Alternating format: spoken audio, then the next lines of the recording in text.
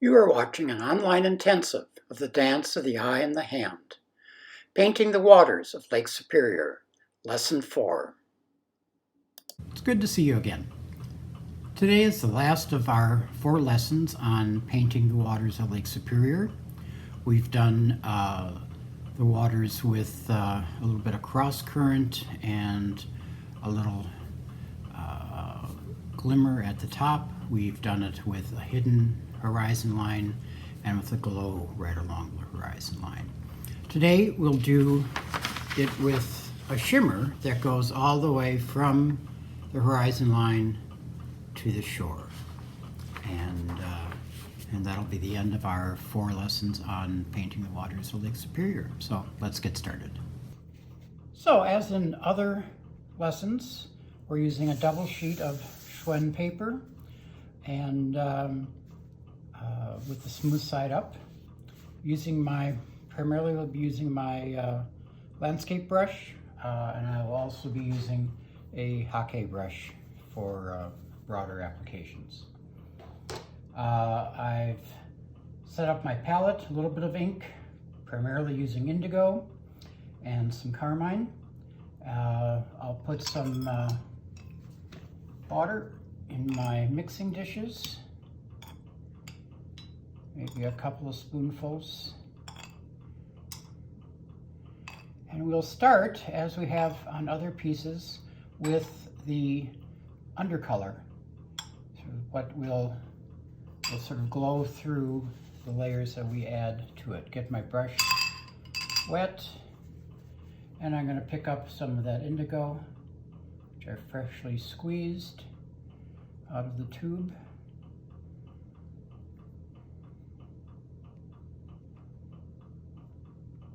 Dry my brush, take a little test of it, see what I have, and I can go just a little bit darker. You can always add more. If your wash gets too dark, you can always add more water to loosen it up. Dry that off. Fresh water, take some of the carmine, and the carmine is primarily used as an undercolor. And with this piece, again, we'll have a cross current going almost diagonal across the piece towards the shoreline. Just a little bit more.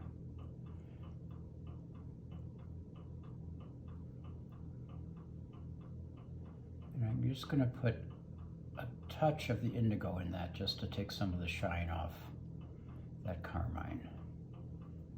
We want almost but not quite a purple. Then I'm going to pick up some ink and make a gray wash, and that can go a little bit lighter. So again, this is all an exercise in layers and patience, doing just a little bit at a time, often letting it dry 2/3 or fully. I've dried off my brush. I'm going to test my gray wash just a little bit on the tip, and I still want to go just a tad lighter. It's easier to add another layer, impossible to take a too dark one back. So on this piece, we again have a horizon line that's fairly well defined. We have some horizontal movement in the distance, and then towards the shoreline, this cross current going diagonally. So I'm going to start with my carmine, and I've dried off a bit. I don't want this to get too wet too quick. And I'm going to do just some diagonal lines, pretty loose, to set up that cross current. Some of them can go off. Take a little bit more, and then I want to establish my just close to my horizon, just so I have a sense of where that is, and then some horizontal lines going across. Again, as I load up with more wash, I do dry it. I don't want to put in too much too quickly. Now I want to be sure I'm leaving the white open for my glimmer.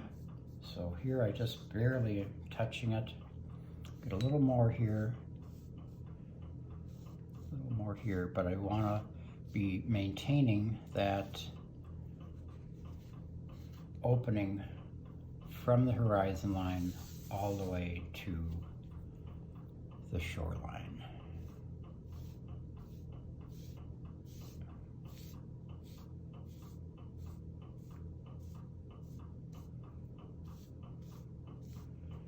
Now I'll switch, a little bit of water, clean my brush, and I'll start with some of the indigo. Again, picking it up, drying it a bit, and I'm going to splay the edge. Do some to reinforce some of this undercurrent. So I'm going right over the carmine. And then some horizontal, a little bit more here.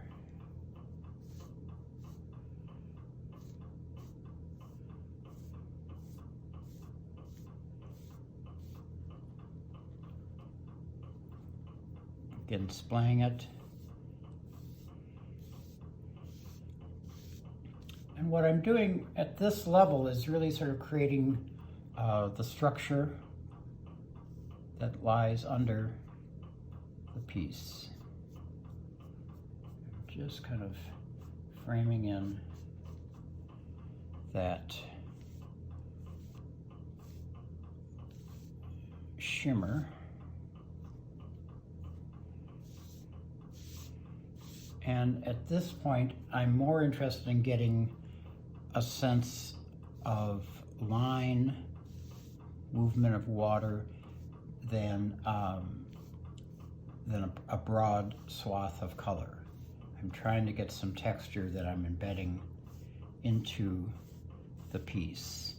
And as this dries, this will set, and then I can work layer upon layer upon layer on top of that. And I'm going to add now just a bit of my gray. And again, in service to some of the undercurrent that's going at a diagonal, and then to support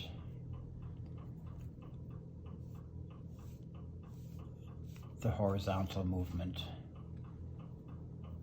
of the water.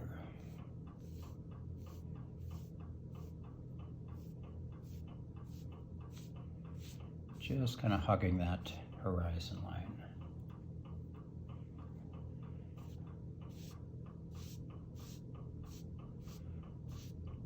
And again, I'm not covering a large swath of water. I'm just really sort of getting some of the texture in. So this is a fairly dry brush.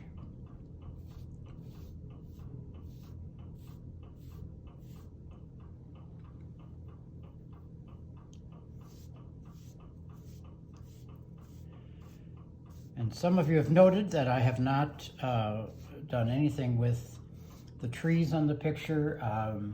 That would add a whole nother 5 layers of complexity, and my own sense was it was tricky enough to just do the water. Maybe in another series we can come back and talk about doing these silhouetted pines. But for today, it's just enough to be getting the texture and the movement of the water.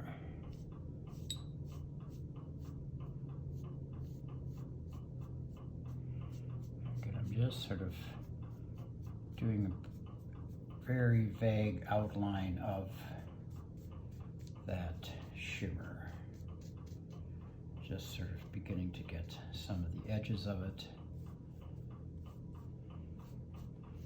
Very dry. I don't want to get too much, and I can always do more to fill it in. It's harder to, once you've closed it off, to recover from that.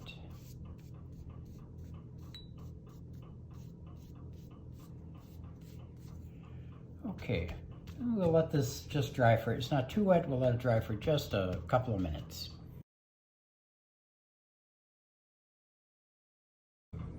So we've let this dry. It wasn't much of a layer, so it dried pretty quickly. Get some fresh tissue here. And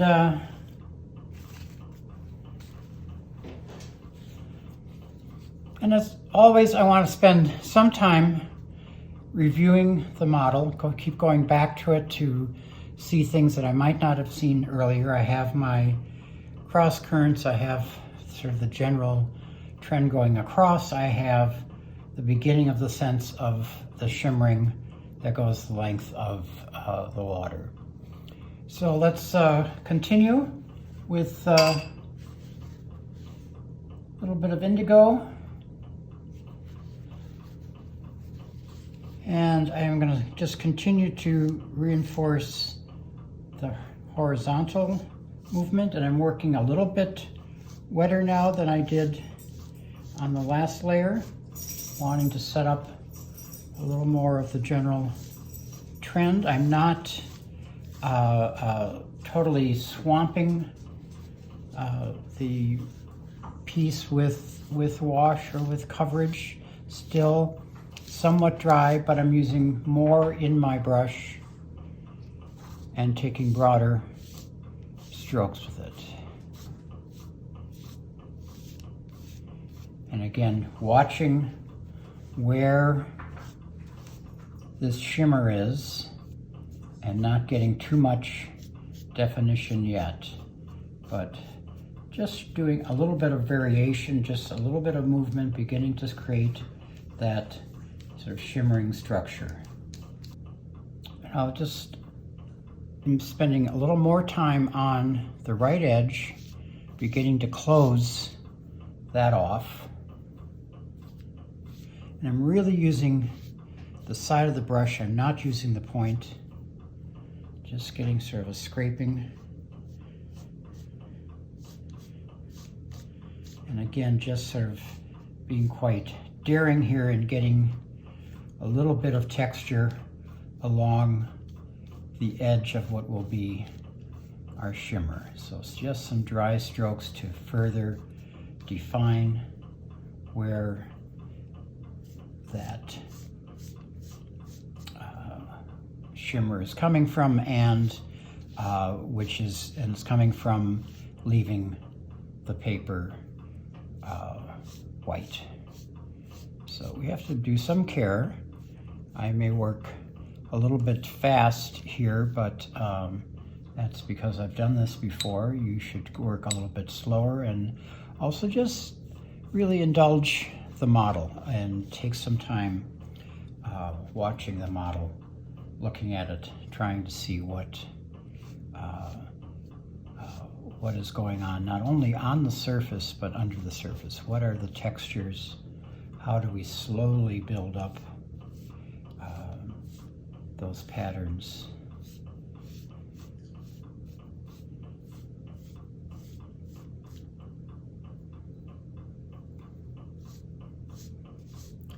And again, never too much of anything. We just want to do a slow build. Think like you were actually on the shore here, and it doesn't, 5 minutes in front of the lake is not enough. You need to really sit there and take it in, and the same is true with trying to paint it. You can't just keep painting, but you need to actually spend some time looking at the model.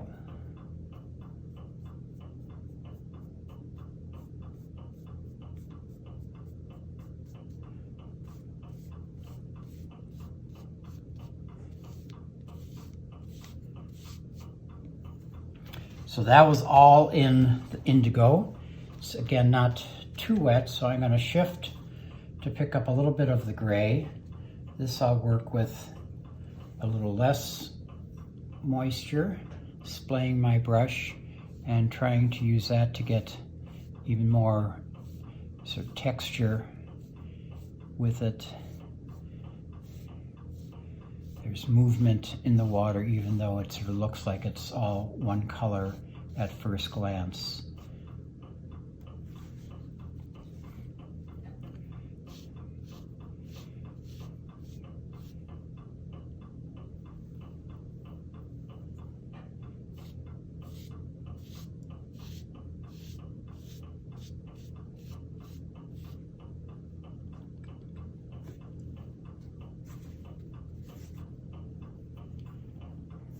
Once again, reinforcing some of this cross current.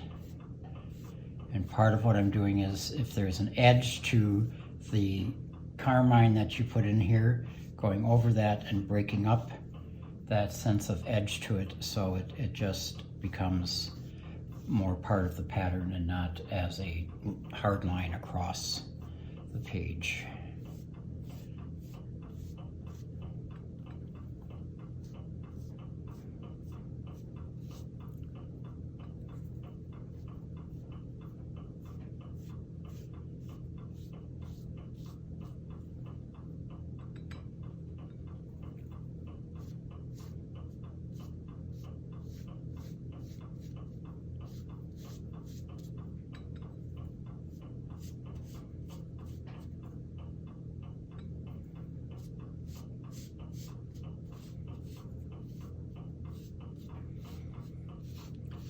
Again, just setting up the sort of rough edges of this shimmer.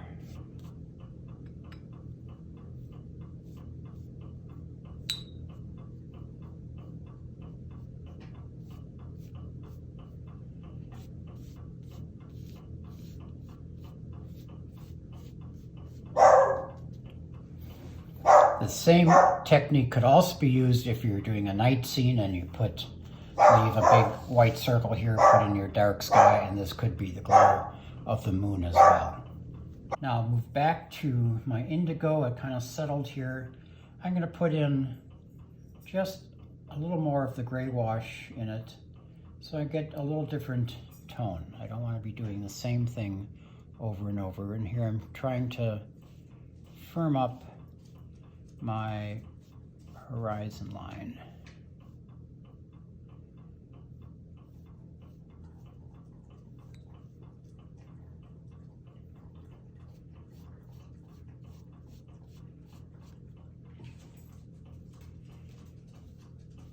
And becoming a little more adventurous in terms of solidifying the right edge of the painting, bringing it more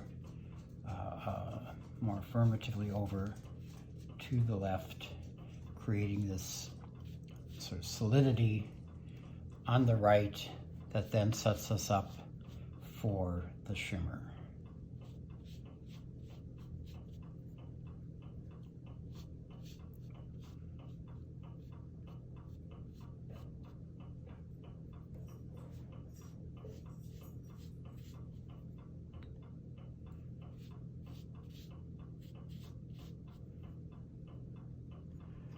And with the indigo, you got to watch. Often it will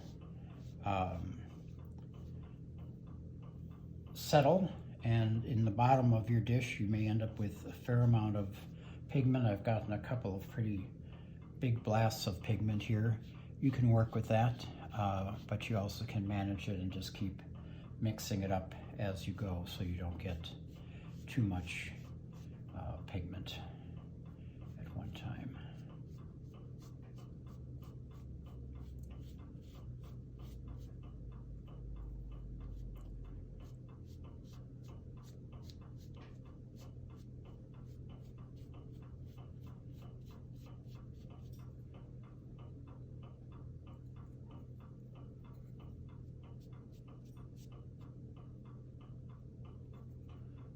Just want to get just a bit of line up here, not too much. Now I'm sort of really working in a closer definition of that shimmer. And I can do that on both both directions.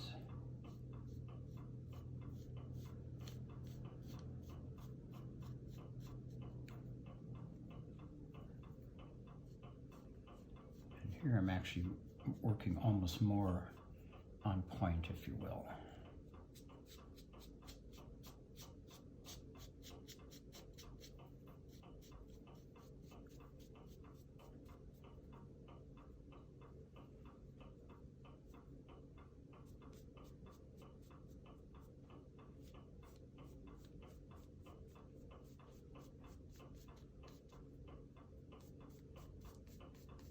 And there's a lot you can do with a dry brush, and just adding in some of these sort of, they're almost like a dry dot to the shimmer. And in some cases I can place one and then pull it.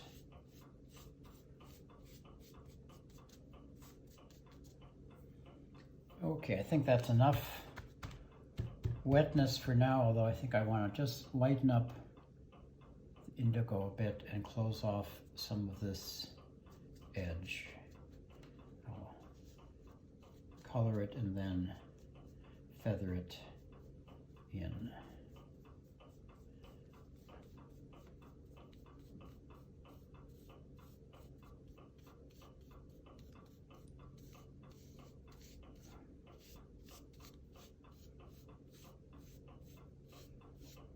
And some of this can go even across the white just to get a connection to the flow of the water on each side. Yeah, that'll be enough for now. Let's let this dry.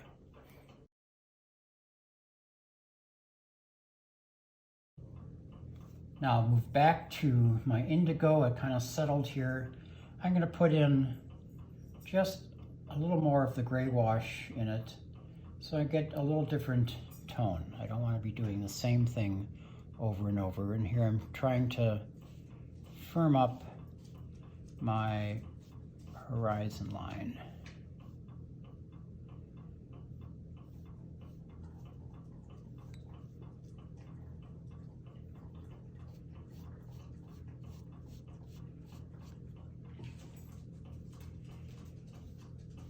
And becoming a little more adventurous in terms of solidifying the right edge of the painting, bringing it more affirmatively over to the left, creating this sort of solidity on the right that then sets us up for the shimmer.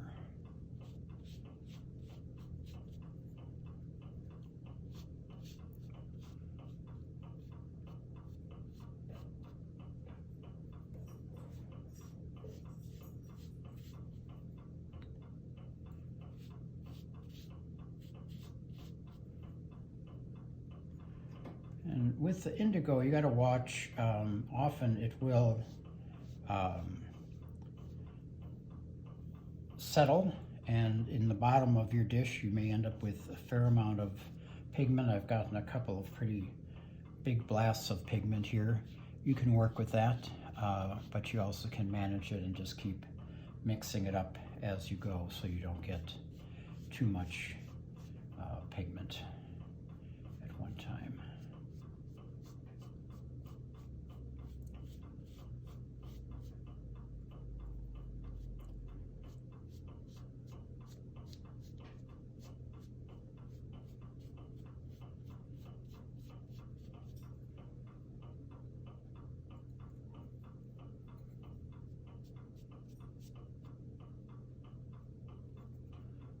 Just want to get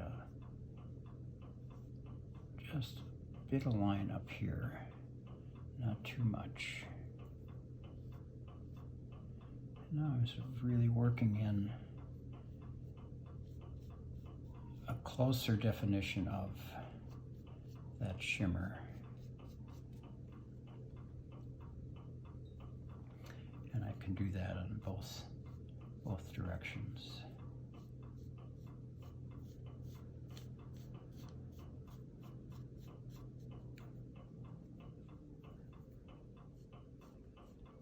Here I'm actually working almost more on point, if you will.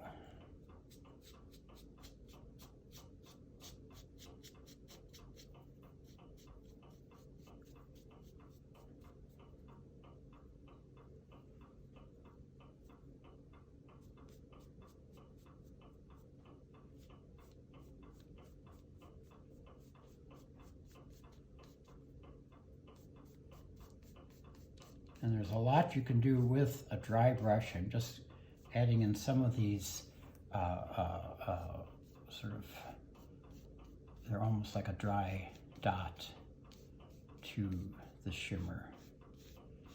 And in some cases I can place one and then pull it.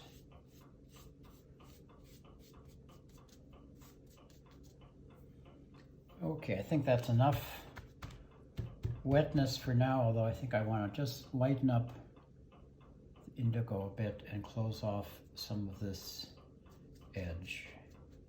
I'll color it and then feather it in.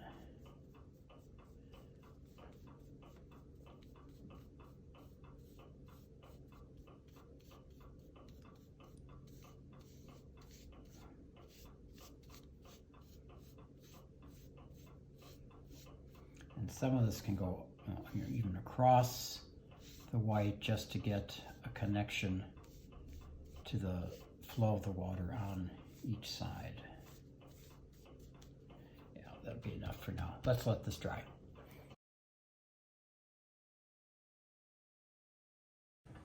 Okay, now this is about over 50% dry, maybe a little bit more. I'm going to switch now to my hockey brush, which I'll get wet. And again, these you can buy from Oblique or Art Materials wet paint. They're bamboo and have a soft, what started as white hair. Now I'm going to add a little deeper or more complete layer of gray. I just want to check to be sure I have a good tone. I do. So I get just to tip in, work it into the brush, maybe just dry just a little bit, and again splay these hairs so I get a variety of strokes within. And I'm going to start with sort of reinforcing some of the cross currents, and then the horizontal ones.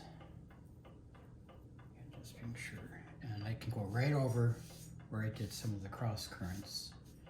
Again, being careful as I come towards the shimmer, because I don't want to get any abrupt halts in it. I just want to lift as I go and let it break into various broken white.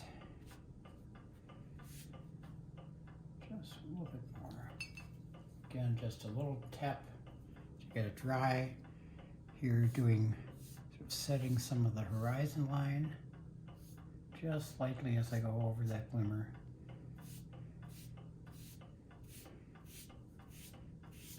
So what I'm doing is really reinforcing the structure you made with all of the layers you put underneath, and just bring this out a little bit at a time, varying the coverage. And then closing this a little bit more, pressing as I hit that left edge, so I get a little more coverage as I get, I gotta move this, there we go, there we go.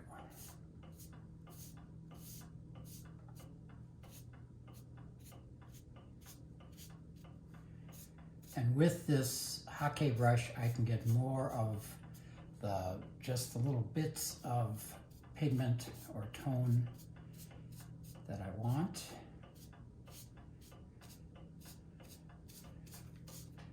and can shape this so that it moves a little bit. Get less solid as it gets down towards the bottom.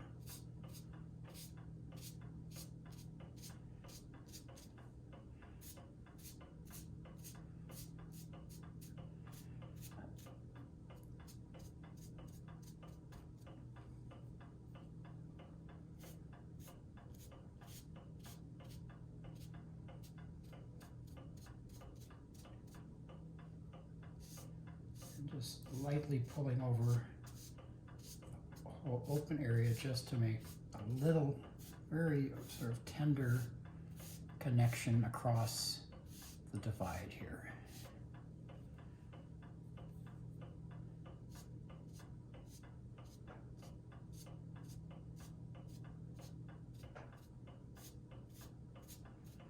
Okay. A lot of this is water. I can see where the tone actually stops. It's bled a bit, so it looks more closed than it will be when it dries. But this time we'll let this dry totally, see what we need to do next, and then we'll shift our attention to the sky. So let's let this dry.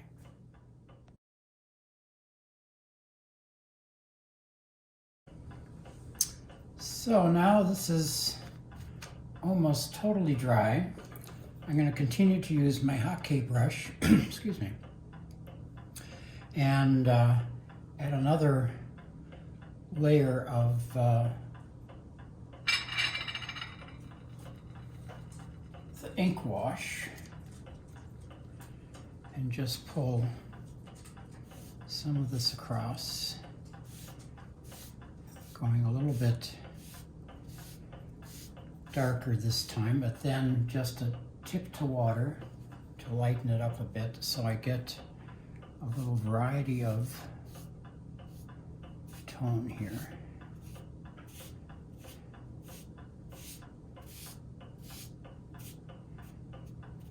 Pretty much closing the right edge. And then just let's play this just a little bit more, just get a little bit connecting those two sides.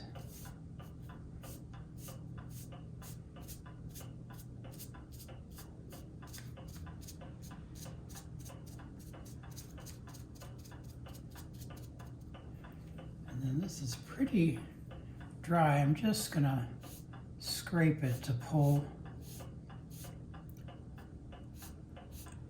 some of the darker gray over, so I get a little bit of leaving some white in here, so I still get some shimmer.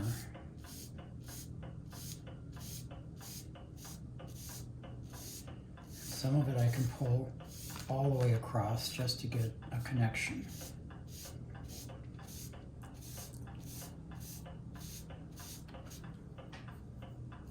Same coming from the other direction.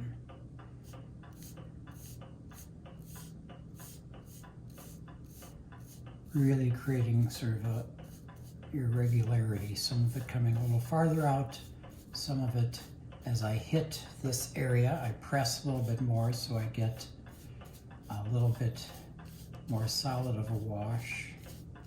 And this is tricky because you are hoping some areas will dry lighter and hoping other areas will stay fairly strong. So it's a bit of a risk here, but the fail-safe is never to do more than a little bit at a time. You could always let it dry and just see where you're at.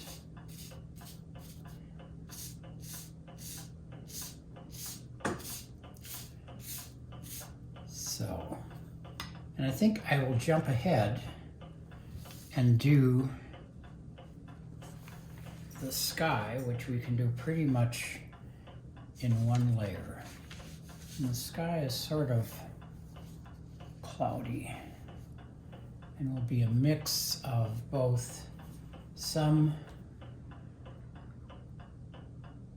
of the gray wash, which I'm just going to make significantly lighter, and a little bit of the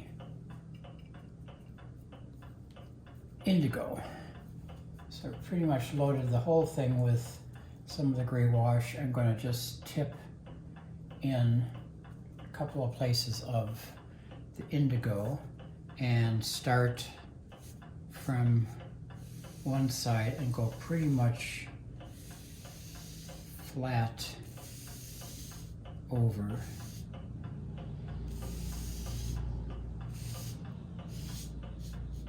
And I'm going to add a little more deep in this is some pigment of indigo, and I'm going to just pick up some of that to add a little more color, a little more pigment to this.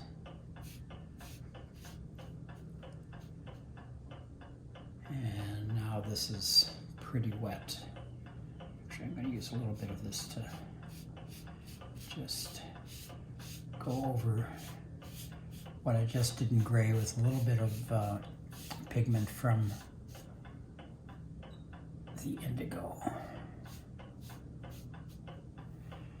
And by the time I'm done with this now, it's going to really be quite soaking wet, so we'll need to let this dry for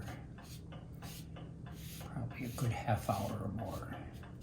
So let's stop there and let this dry, and then we'll come back and see whether we're finished or not.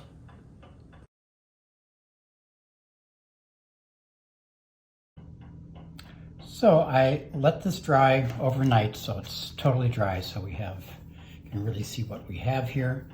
I just want to make a few sort of corrections, make this a little bit more solid, and trim up the horizon line, and then I think we'll be done. So I'm going to establish my gray. Let's pick up a little bit of ink.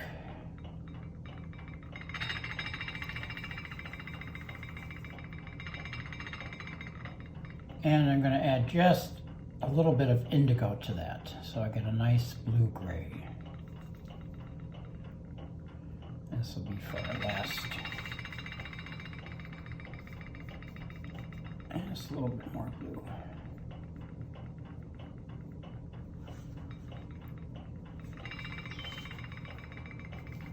Yes. And I will use my hockey brush again. Get it a little bit damp. And actually first what I want to do is just clean up the horizon line just a bit. So I'll only have a little bit in here. I want to just make this a little more solid.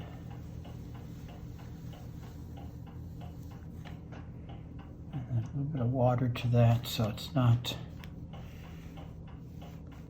as harsh.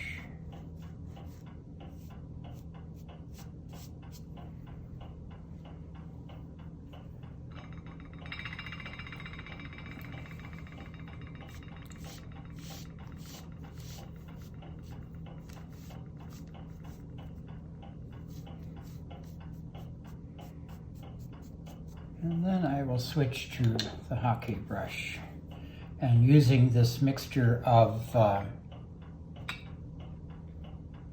gray and indigo,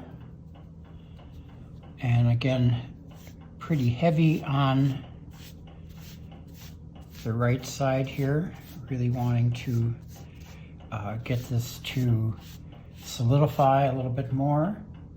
A little bit of water in there to lighten it. And I'm staying away from where I have the feathered edge into the white so that that doesn't blur too much. And I'll come back with a drier brush to do that. A little bit over some of this diagonal, and then some of it coming from the left side.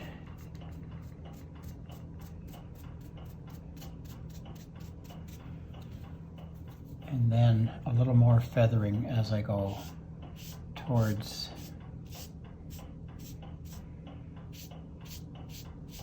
the glimmer.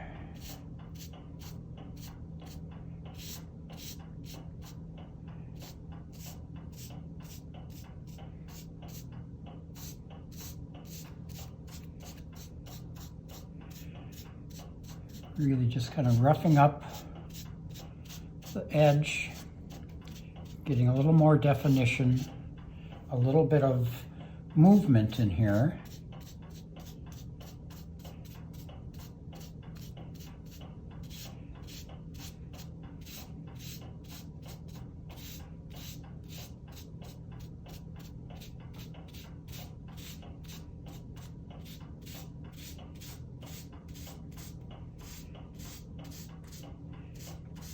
Gets a little broader as I get down to the bottom.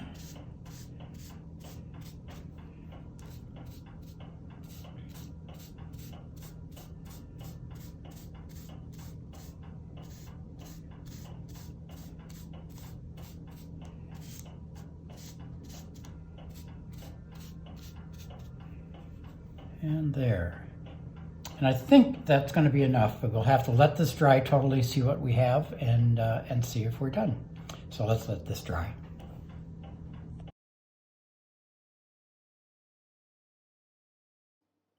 So here is our finished piece, a shimmer all the way from the horizon line to the shoreline. And that completes our series of 4 waters of Lake Superior. And of course, all of these then are ready to be wet mounted, which would take out all the wrinkles and make the paper 2-ply and make it a little bit stronger than it appears at this point. But it's a complete piece. I hope you enjoyed this series, and until next time, keep painting. Before you go, please note there's a PDF on the website for each lesson containing the models for each lesson and supplementary material for each lesson. You have been watching Distance Learning from Laughing Waters Studio.